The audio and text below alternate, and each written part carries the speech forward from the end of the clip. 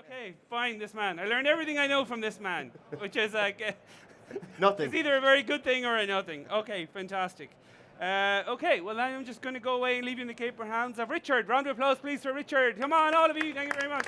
Hey guys, welcome to this panel. It's Entrepreneurship 101 for startups. So I guess this is like the first day of school. We're going to hear about the highs, the lows, the don'ts, and the lessons learned from people who have scaled, built, and invested in companies. So I think let's start off, if you guys want to introduce yourselves and a bit about what you do. And so we'll start off with you, David.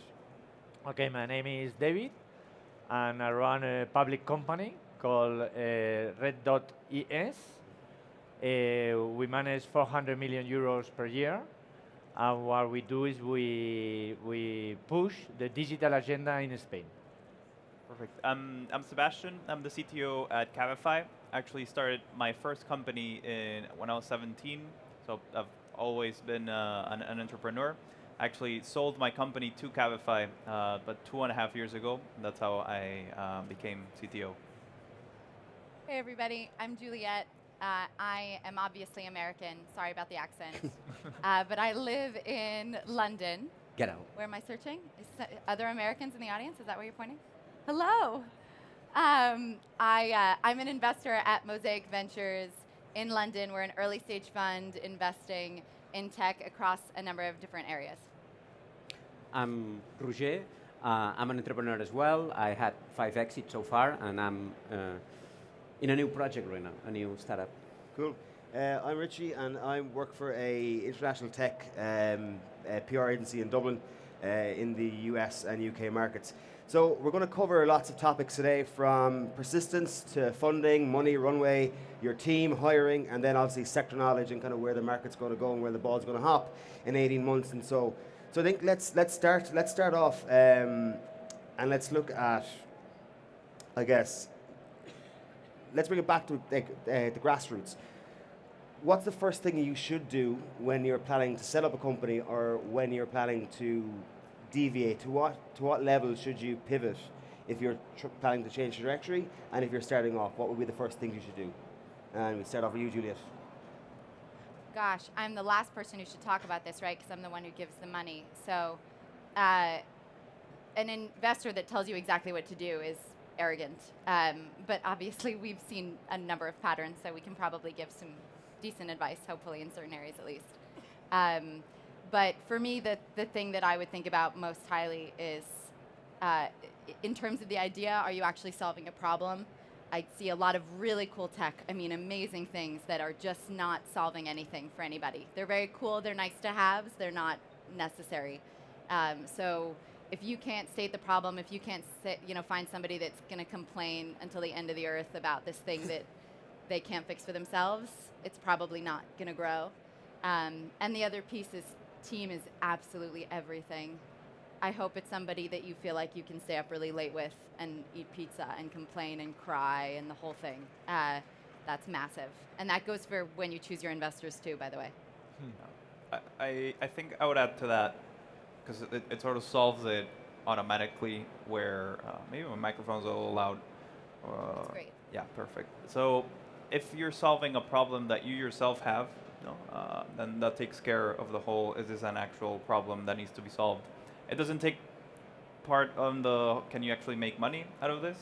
But I think if you're solving a problem that either you have or you know someone personally who has that problem, and it's something that you're passionate about, it's going to help a lot when things get rough. Roger, do you have thoughts? Well, when I asked me to come into this panel, and what's the first advice that you would give to an entrepreneur, is don't follow my advices, okay? None of them. But if any, I would say plan for success. Because how many entrepreneurs do we have here? Please raise your hand. Okay, good enough. Please talk to your CPA or your accountant and plan for success. What if your company makes money, you sell it, how much you're gonna make? How much taxes are you gonna pay? Plan for success. Because so success arrives. Right now seems really far and improbable, but it happens when happens, what? It's too late to fix the mess that has been created. And companies are always optimized for their finances. VCs pay little taxes.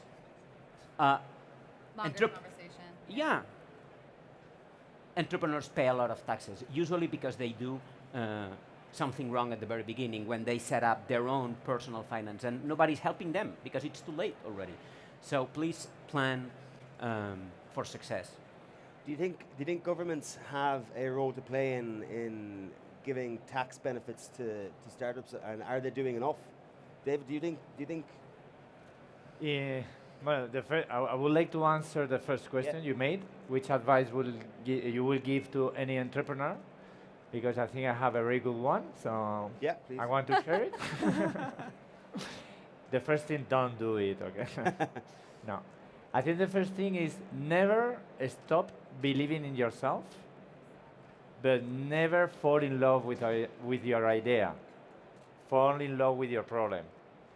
Because sometimes things become so tough. I've been an entrepreneur myself. And you start thinking your idea is so good, you lose touch with reality, okay? So never stop believing in yourself. Don't listen to anybody else, but never fall in love with your idea, please. Fall in love with your problem. And I think the government, because I could represent the public administration in this panel, I would say we need to work to make things easier for entrepreneurs, to build up an ecosystem where entrepreneurs can concentrate in building their projects and planning, but not spending more time planning than building, okay? And I think taxes is true, is an issue in Spain, and it's things we have to improve, yes.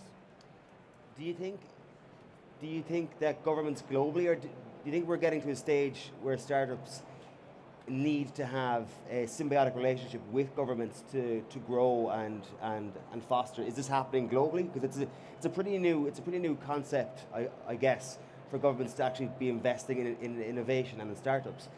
Do you see a trend globally?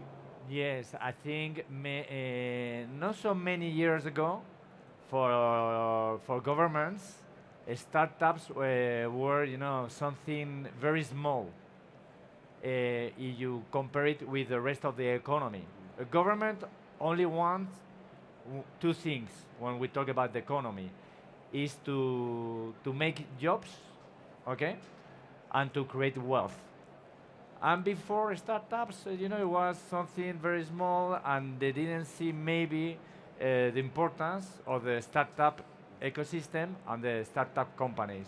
Now, because we have very successful startups, which they are making a lot of money, governments are very keen and incorporate in their legislation or in their day-to-day the startup ecosystems. So I think now we have here at least two ministers, which I think on Friday we're going to have the president of the government of Spain coming for the end session. So I think for the government, the startups are very important, and we understand that we have to work together to build up an ecosystem where all the startups can grow. So startups should be looking for government for support when they're building and growing. I think startups have to look at their customers more than to the government. I wouldn't wait around for the government. Yeah. for, Okay. Yeah. But the government My has the role ideas. to build the ecosystem. Okay. If you can get a grant with no strings attached from the government, take it in a heartbeat. That I would do. So speaking of money, then let's move on to, I suppose it's a hot question, is when should you raise? What should you raise? Should you raise at all? What should you give away? So I suppose, do you want to take us through a VC's side of the startup scene? Yeah, I mean, it's the biggest thing about raising money. I mean, there's so many different pieces of advice I'd give, and I'd probably give a different piece of advice depending on the space that you're in or how much you're raising. But you're definitely going to have questions. Through your network, I'm sure you know investors. talk to them about your raise. There are no stupid questions. You can even ask the investor you might be taking money from. Ask them what an appropriate ESOP looks like. Ask them if you don't understand the implications of a certain term. You don't have to go in there and pretend like you completely understand everything that's happening. I mean, there's no reason for things to be fudged. And if an investor sits across from you and tries to, push something under the table, that's probably a good sign they're not someone you want to work with. So I would definitely say allow it to be a conversation. And the other thing is just protect your cap table, please. We invested Series A, and we meet a lot of companies who've obviously already raised maybe a pre-seed round or a seed round. And if you give too much away too soon, the reason why that's tough for us isn't so much because another investor has 40% or 50%, it's because you don't have enough. And we can't invest in founders that don't have enough skin in the game and that don't have a big enough ESOP where you can go and hire phenomenal people who are going to want equity because they're probably going to take a lower salary.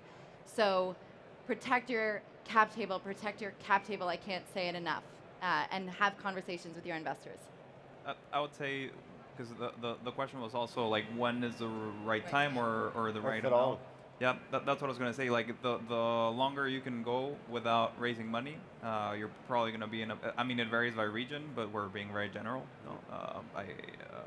Depends on what you're doing. So I would try to hold it off as long as possible. Before, you needed to buy servers, and it was very complicated to actually get a startup running. Now with cloud computing and sort of like all the different free resources available, I think you get very far with just your credit card and some initial users. So if you go to investors once you can show some traction, some signs of product market fit, raising money is also going to be a lot easier, no? If you need it at all. Roger? I second everything that they said. I'm torn. Torn? Yeah, I'm always torn.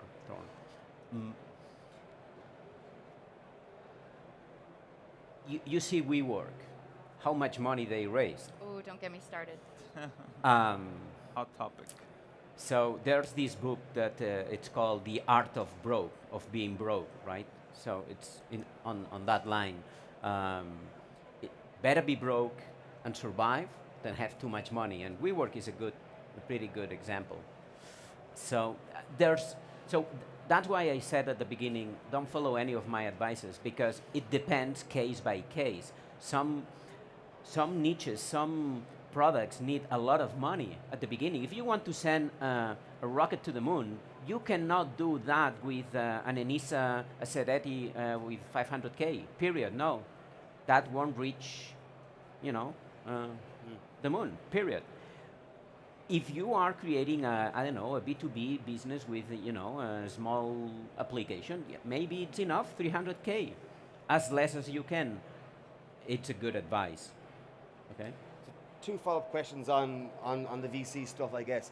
For anyone here who's looking to raise, what should you be giving away early on in the game, ballpark, so give people a guide?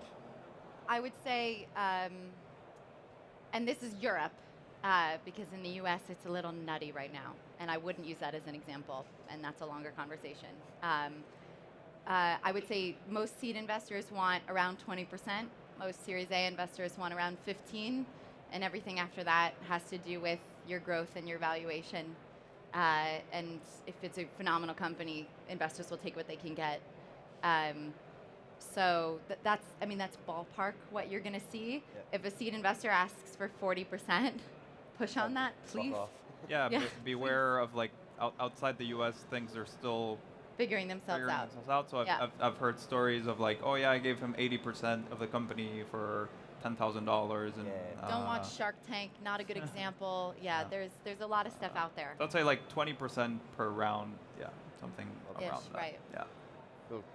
And then, before we move on to a different topic, the relationship between investors and founders, people have this opinion that, or maybe it's me or maybe it's old, that investors are these big baddies, but they're actually in theory not, right?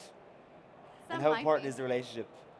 I mean, Did you guys have good relationships with your investors? I had great relations with our investors. I mean, we had a pretty good run. Yeah. So I guess it can get harder if it goes down the drain. Hopefully, a good investor will actually know that that can happen, right? Yeah. And that things can fail and that they're making a bet. Again, I would say be careful outside the US, maybe Europe. I don't know where you are all from, but Latin America. I have seen some crazy stuff happening where the company goes under and they try to sue the founders Right. and whatnot. So Yeah, I mean, the thing that I often hear, I know you're laughing, it sounds terrible though, wow. is investors make their returns on their winners and their reputation on their losers. That's a good So, one, yeah. I mean, we spend a ton of time, I spend more of my time helping the companies that are struggling than I do the companies that are doing well. Those I like wave and smile as they go off right into the sunset. It's the companies that are struggling with a particular sales cycle who finally got a big break, but they're going to run out of cash, so can they do a bridge round so they can really see this through? I mean, those are the things we spend a ton of time thinking about. Yeah. We're not sitting around congratulating ourselves and like having breakfast spreads with our most successful founders. That's just not how it works. I think you can be pretty safe when you meet an investor. Ask them for introductions with companies that failed. Yes, definitely. Or reach out to them yourself if they don't offer them.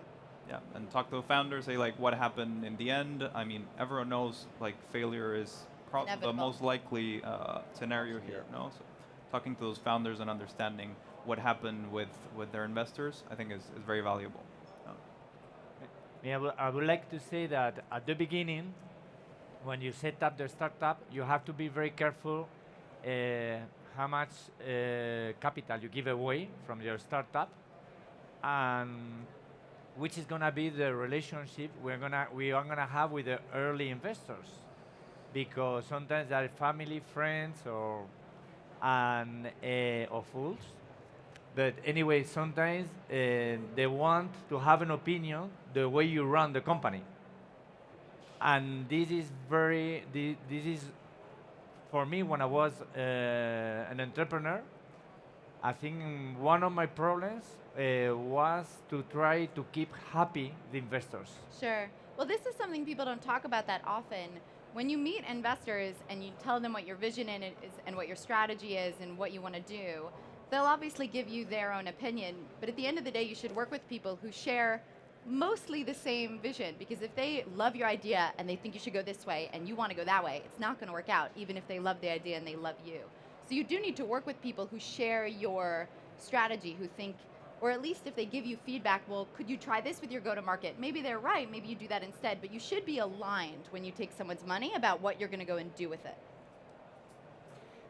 On giving and taking, one of, I suppose, the biggest aspects of growing a startup is your team. How important is your team? I think for sure it's like the most important thing. I would say, like even like you can give your opinion, but even more important than the idea, maybe even the market, because in my view, I'm mainly an entrepreneur, but I obviously invest a little in companies as well. So what I look for is, okay, is this a team that will eventually figure it out? No, because maybe the idea that you start with or the market where you start is not where you're going to end up. So at the end of the day, the founding team and then sort of like the broader team, I think a lot of people like partner up with a co-founder a little too easily. You read sometimes in the news, oh yeah, they started the company and they sold it 2 years later. That's like the exception.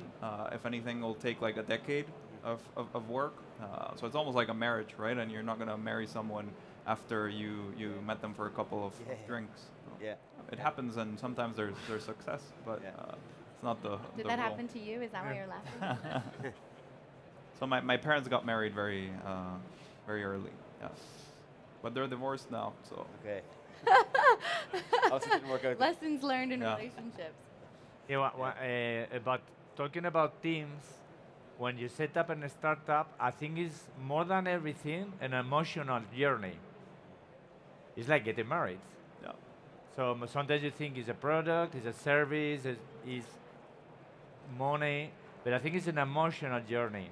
And the people you're going to share that journey, because you're going to have ups and downs, and you're going to have times where you don't know where you go, what you are trying to do or to achieve.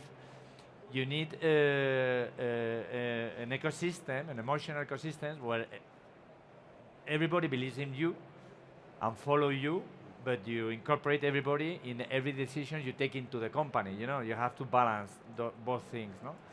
And at the end of the day, I think for investors, more important than the idea, because at the beginning of the journey, well, okay, you start here, but you're going to end up in a very different place.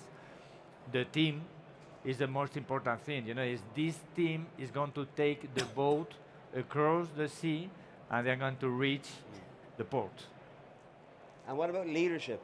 How important is it to be a good leader, and what qualities do you think a good leader needs to have if you're hiring, for example, or if you're moving a company, moving direction? I think leaders look a lot of different ways. I don't love the sort of stereotypical traits that people would assume, like this is what a CEO should look like, and this is what a CTO should look like, and this is what I mean, for various businesses, you should look like you, right? And you should behave like you do. And I think the qualities of leadership that can be demonstrated in a lot of different ways are generally being a very good listener, being able to, you know, strong opinions, loosely held, go for something if you're proven wrong, switch. But if you're a loud leader, if you're quiet, if you lead by example, if you lead through inspiration, I mean, there are a lot of different ways that you can be a great leader, I think. Yeah, you don't need to be. Hi. Yeah, you don't need to be Steve Jobs to be a good leader. No. So you don't need to be a jerk to No, that be a would be good probably leader. another exception, if anything. Yeah. Yeah. Just, I'm conscious of time. Is there any? We'll end on a positive note. Is there any very positive note? Any time that you said, "Fuck it, you know, this isn't worth it. I'm done." Pack it all in. The market will tell. The market will tell. So, she said it right. The idea is very important. The team is very important. Everybody knows that. But you have to have, you have to pay attention to the market and see when it's obvious that that's not going to work. It's a market. Yeah. But anytime you said, Accident. you know, I'm Yep. done. I'm hanging up my startup cape and moving on to something else. When I said, you know, to set up a startup, it was a journey, and you don't have to fall in love with your idea. You have to be able to change your objectives, because when you set up a startup, you have a few presumptions. No, you think, okay, my customers, my clients, they need that, and you don't have to build up the end product. What you need to build up is a service or product small enough you can relate to your customer, learn from your customer, from your market, and from them on build up on the idea. Okay? Yeah. So sometimes you have to say, okay, the way I'm going is not the right one. I'm going to change my direction and start up again. I think that's a good way. And the only way you learn, I'm sorry for everybody, is when you make big mistakes. Because when you make something right, you don't know why you make it right, really. Sometimes Yeah. it's luck, sometimes it's money, or sometimes it's love. No, we never know. Yep. I We've mean, got a minute and a half left, so we'll do a quick fire round. 3 takeaways that you want the audience to take away today. Roger, we'll start with you. Don't follow our advice. Right? It has to be 3. Oh, it can be 5 or 1. One. Yeah, I would say with 1, because the second one is don't forget the first one. Don't forget the first one. Okay. Protect your cap table. Love who you're working with and surround yourself with people who are way smarter than you, and have very honest conversations with your investors. main takeaway for me, work on something that you're actually passionate about, right? I think starting a company because you want to be your own boss or because you want to be rich are not good reasons to do it, and you will like run into a lot of trouble if that's your motivation. I think when somebody startup, the main thing is I'm going to make this world a better place. I'm going to contribute with my products or my service to make the world a better place for everybody. I'm going to create wealth, and I'm going to create jobs, because those ideas are very strong and will give you a lot of motivation in the day-to-day basis. Mine would be invest in PR early on and hire me, I guess. Guys, thank you very much. Great panel. Thanks for the audience for listening.